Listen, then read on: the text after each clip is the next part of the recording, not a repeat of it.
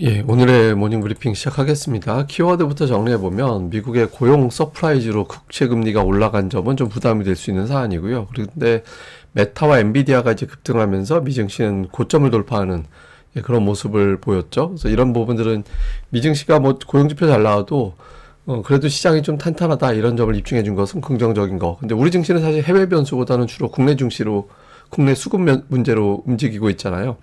저 PBR주들이 초강세를 보이는 가운데 지난주 후반에 코스닥이 일부 좀 반등하는 그런 모습을 보였거든요. 그런데 일부 금융주들이 그 밴드 상단에 이제 근접한 상태이기 때문에 이걸 돌파하면서 완전히 어떤 새로운 국면으로 가는지 여기서 일단 숨고르기에 들어가는지 이런 점들을 오늘 중점적으로 살펴봐야 될 것 같습니다.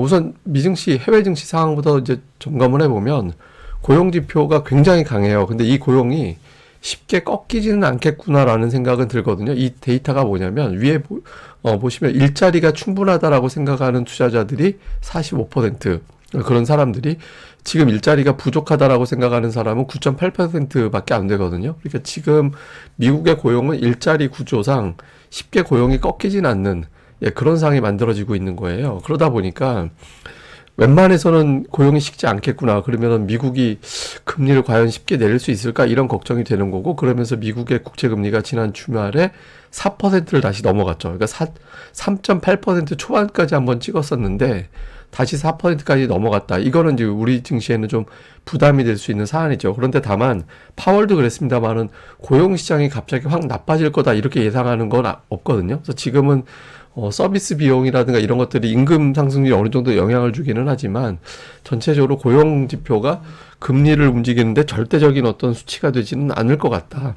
그래서 제가 보기에는 국채 금리도 4% 다시 넘어오긴 했지만 제가 우려하는 4.2%까지 다시 넘어가거나 그럴 가능성은 현재로서는 좀 낮은 거 아닌가. 이 부분은 중립 정도 이렇게 이제 봐야 될 것 같고요.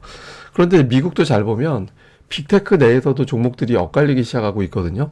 엔비디아, 뭐 아마존, 메타, 특히 엔비디아하고 메타가 굉장히 강하고 그 애플은 뭐 올라갔다 내려갔다 이제 반복하고 있고 테슬라는 되게 많이 빠지고 있잖아요. 그러니까 이게 집중도가 와해가 되기 시작하고 있거든요. 빅7이 움직이고 있다가 빅6라고 표현하는데 그 중에서도 지금은 그 중에 한 두세 개 정도가 막 치고 나가는 그 정도 흐름이 나오고 있거든요. 그래서 미국도 이렇게 움직이게 되면 작년 같은 상승장은 아니다라는 거예요. 그러니까 작년과 달리 올해는 좀 차별화 장세로 가기 시작하고 있다라는 거거든요. 그래서 주로 해외 쪽에서 들어오는 재료보다는 우리 안쪽에서 재료가 시장을 움직이는 그런 동력이 돼야 되는 시점이다.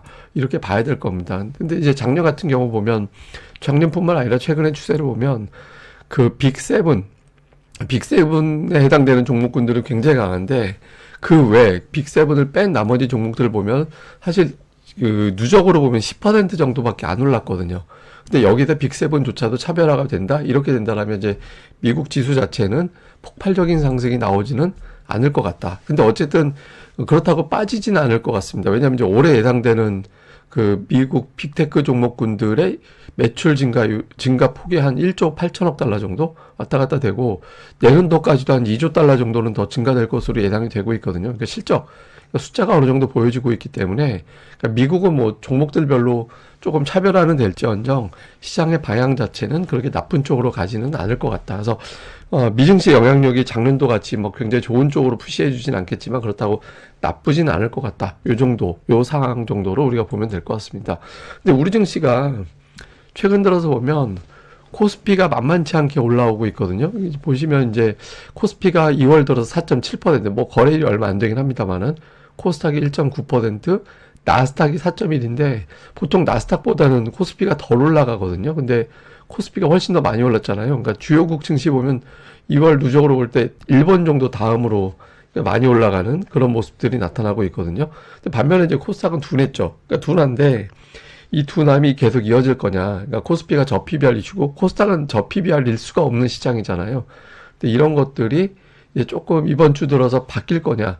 요걸 좀 주목해 볼 필요가 있죠. 왜 그러냐면 지난주에 2월 들어서 어떤 특성이 있었냐면 여러분들이 코스닥 차트를 이렇게 열어놓고 볼 때 이제 하락하다가 추세적으로 굉장히 큰 하락이 나왔다가 하락한 당일 꼬리가 몸통보다 길게 나오면 그때를 보통은 저점을 친 걸로 인식을 하고 그게 더 신뢰도를 갖기 위해서는 1일 이내에 큰 폭의 상승이 붙어주면 그때가 이제 지수가 바닥을 친 거구나 이렇게 보거든요. 근데 2월 첫 번째 거래일에 코스닥에서 그 신호가 나왔거든요. 그래서 예전에 그 작년도 1월 두 번째 거래일에 그 꼬리가 달리고 나서 시장이 돌아섰었는데 비슷한 어떤 흐름이 나왔었거든요. 그래서 코스닥도 또 어차피 지난주 중반부터 제가 이제 과매도권 내려간 것 같다라고 말씀을 드렸잖아요. 그래서 이런 부분들이 코스닥 시장을 움직일 가능성이 있어서 이제 물론 이제 뭐 지금 금리도 올라갔고 여러 가지 불안정한 상황이 있긴 합니다만은 이제 코스닥이 어떻게 돌아가는지도 같이 좀 살펴봐야 될 것 같습니다. 근데 이제 또 하나 봐야 되는 게 지난주에 그 PBR 밴드를 보면 그 선행 말고 현재를 토대로 이제 PBR 밴드를 보면 일부 금융주들 중에서는 밴드 상단까지 거의 근접하는 그런 종목들이 등장을 하고 있거든요. 그래서 조금 더 올라갈 여력은 있어 보입니다만은 거의 근접을 해서 이게 물론 향후에 1년 후에 어떤 실적을 감안을 했을 때 밴드 그림이 아직까지 여유가 있지만 현재 실적을 놓고 볼 때는 일부 종목군들은 거의 상단에 왔습니다. 그래서 오늘부터는 이제 뭘 봐야 되냐면 금융주들이 이걸 뚫고 나갈까?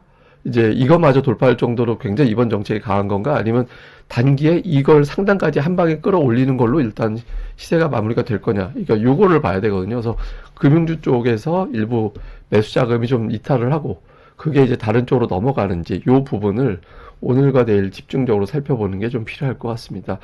그리고 또 하나는 이제 수급인데 개인들이 엄청나게 매도를 하고 있습니다. 개인들 매도가 단기적으로 보면 한 6조 원 정도 매도가 쌓이고 있죠. 그리고 외국인들이 지난주 이틀 동안에 3조 원 가까이 순매수를 했습니다. 근데 외국인이 뭐 계속 이렇게까지 매수하기는 어렵고, 근데 어쨌든 선물과 현물을 동시에 매수하고 연초에 매도 집중하던 기관들도 매수로 바뀌었거든요. 그러니까 이게 매수 규모는 계속해서 이렇게 들어오지 못할 거예요. 근데 어느 정도는 이제 매수는 이어질 것 같은데, 근데 어쨌든 기조 자체가 계속해서 외국인 기관의 쌍끌이 형태가 되는지 하나를 봐야 되고, 또 하나는 코스닥에서는 코스닥 쪽에 기관들이 집중적으로 팔면서 그 코스피의 중형주를 매수하는 그런 모습을 보였는데, 지난주 금요일에 기관이 드디어 코스닥을 순매수했거든요. 1월 22일 이후에 8일 연속 코스닥을 매도했다가 지난주 금요일에 기관이 코스닥을 매수로 바꿨어요.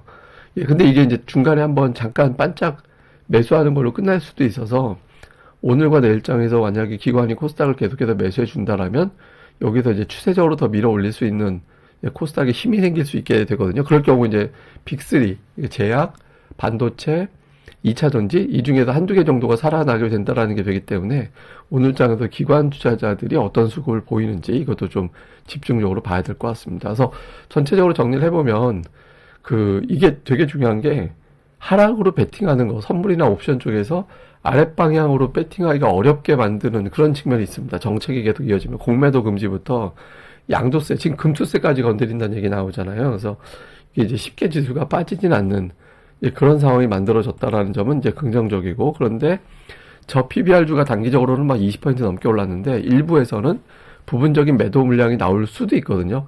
완전히 저는 이건 단기 완전히 끝날 것 같지는 않습니다. 더 이어질 가능성이 높다라고 보는데 일부 종목에서는 이제 매도가 나오고 그 매도 물량이 어느 쪽으로 넘어가게 되는지 오늘 장에서 좀 볼 필요가 있고, 근데 이제 하나 조금 걸리는 건 지난주 미국이 고용이 좋아서, 또 고용 좋은 건 뭐 사실 경기 좋다라는 거니까 상관이 없을 수도 있는데 금리가 올라갔거든요. 근데 이게 이제 오늘 장중에 또 봐야겠습니다만 이제 금리 상승이 혹시 시장에 조금 역효과를 주지 않을까 이런 부분들도 좀 봐야 될 것 같고요.